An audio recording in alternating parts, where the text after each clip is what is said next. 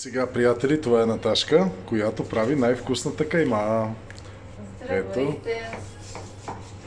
Днеска съм правя вкусната кайма от пилешка, от свинска пилешка месо, пилешка, нали? Свинско.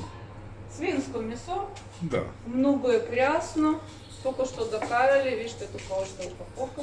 Това аз съм подготвя и след малко ще правя каймичка.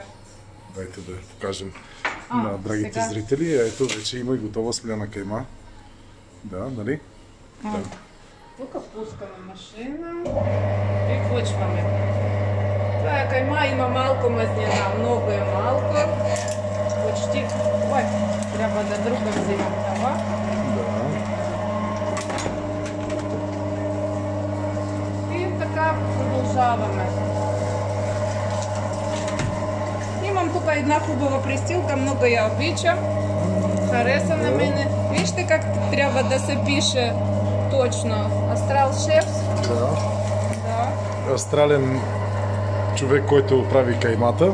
Да, тук всички имат такива пристилки. На мен това е много хубаво. Харесам. Днес още правим какво е тая каймица. Ще направим много вкусни кюфтета. Така, кюфтета много е големички. Стек от голямо месо.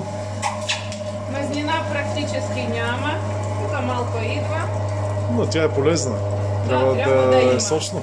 Да, трябва да има. Да. Това е свинско месо от прясно, тая. Да. И така, до после. До после.